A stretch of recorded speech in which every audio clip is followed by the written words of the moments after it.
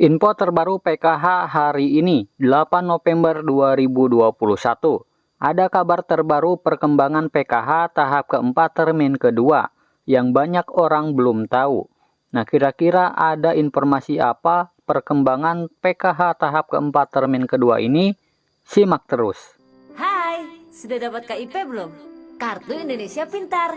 Jangan sampai biaya menjadi alasan untuk tidak sekolah. Segera daftarkan KIP-mu ke sekolah dan dapatkan manfaat dari Kartu Indonesia Pintar. Bagi siswa yang kurang mampu dan belum dapat KIP, pakai saja dulu Kartu Keluarga Sejahtera untuk mengurusnya ke sekolah. Kartu Indonesia Pintar juga bisa buat daftar paket A, B, atau C, lembaga kursus, dan pelatihan. Ayo, daftarkan KIP-mu. Assalamualaikum warahmatullahi wabarakatuh. Berjumpa lagi dengan saya di Arfan Saputra Channel yang membahas sharing tentang BLT atau bantuan langsung tunai. Nah, buat kalian yang baru bergabung dan ingin mendapatkan informasi terbaru tentang BLT, silakan kalian klik tombol subscribe-nya dan aktifkan kode loncengnya terlebih dahulu ya, agar mendapatkan notifikasi video terbaru dari channel ini. Oke, terima kasih bagi teman-teman yang sudah mengklik tombol subscribe-nya. Semoga berkah dan dimudahkan segala urusannya serta dilancarkan rezekinya. Amin ya Allah ya Rabbal Alamin. Nah, kita langsung saja pada berita intinya ya. Nah, berikut saya sampaikan kembali proses dan perkembangan PKH tahap keempat, supaya dapat dipahami dan tidak ada lagi pertanyaan kapan PKH cair. Jadi sesuai pernyataan Direktur JSK kemarin, bahwa PKH tahap keempat sedang memasuki proses persiapan. Jadi artinya butuh waktu yang tidak singkat ya teman-teman. Jadi kalian tinggal tunggu saja dan bersabar, tunggu informasi dari pendamping PKH masing-masing. Jika data kalian sudah padan pasti akan cair kok. Nah, berikut adalah urutan pencairan PKH tahap keempat yang jarang orang ketahui ya. Yang pertama, alurnya adalah Kementerian Sosial menyusun dulu nama yang siap dan sudah padan datanya. Kemudian yang kedua, diserahkan kepada Direktorat Jaminan Sosial Keluarga atau JSK. Setelah itu yang ketiga, Direktur JSK memeriksa nama KPM agar tidak ada yang gagal pencairannya ya teman-teman, dan menerbitkan SPM atau surat perintah membayar. Nah, jika sudah tidak ada masalah dengan data dan tidak ada yang gagal pencairan, maka diserahkan ke KPPN. Nah, lalu KPPN tinggal mengecek dan setelah semua tidak ada masalah, barulah diterbitkan SP2D atau surat perintah pencairan dana. Kemudian yang keenam, ketika data SP2D siap, kemudian diserahkan kepada Bank Himbara sebagai bank penyalur, baik itu Bank BRI, BNI, BTN, dan Bank Mandiri. Kemudian yang ketujuh, setelah itu Bank Himbara akan mulai melakukan pentransferan ke rekening peserta masing-masing. Kemudian yang kedelapan, di saat pentransferan jika sudah keterangan sukses multi kredit, itulah berarti saldo bisa masuk dan daftar nama KPM yang cair akan diberitahukan Bank Himbara kepada pendamping PKH masing-masing. Nah, itu adalah urutannya ya teman-teman, jadi ada proses sangat panjang.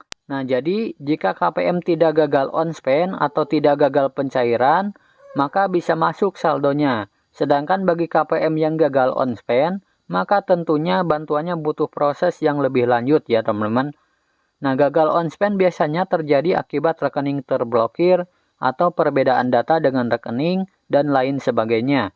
Nah, itulah proses penyaluran dana PKH tahap keempat ya teman-teman. Semoga dapat dipahami. Nah, dan sementara nanti pada tanggal 10 November 2021, ketujuh provinsi resmi akan diuji coba sistem digital, baik untuk PKH maupun BPNT. Tetapi tidak semua KPM di 7 provinsi itu semua diuji coba ya, hanya sebagian. Sebab total semua hanya 2.100 KPM saja yang diuji coba. Nah, mungkin dalam satu provinsi atau kabupaten hanya sekitar 200-400 KPM saja. Nah, cara sistem digital ini yang pertama adalah untuk yang memiliki HP Android nanti bisa memakai aplikasi Kris.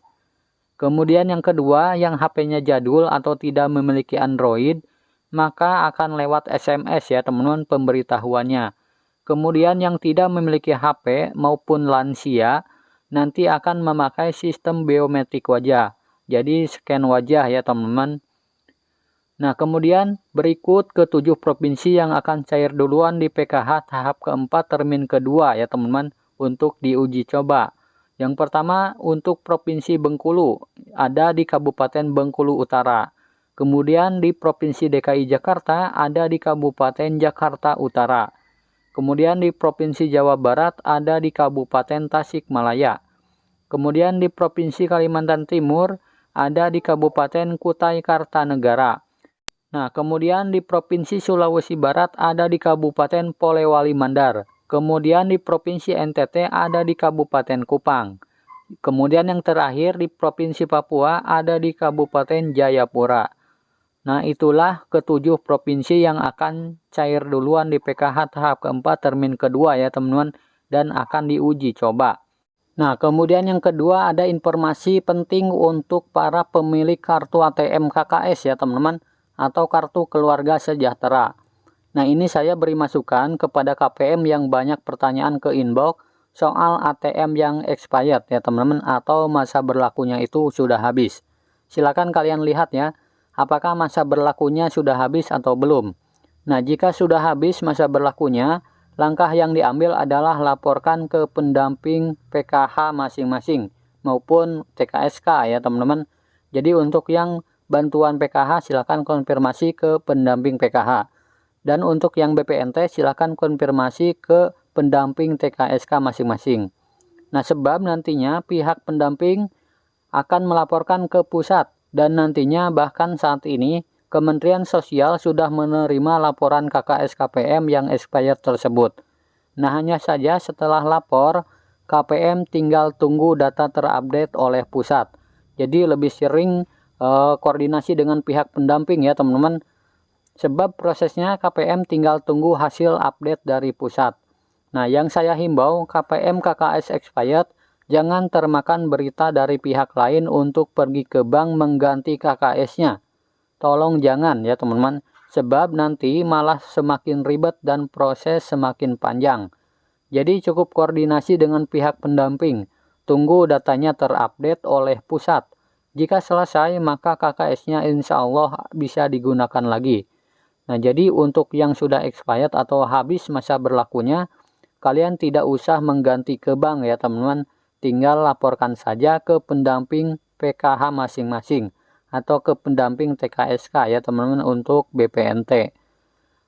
Nah, jadi itu ya teman-teman berita penting PKH dan BPNT hari ini. Semoga video ini bermanfaat. Sampai jumpa di video selanjutnya. Wassalamualaikum warahmatullahi wabarakatuh.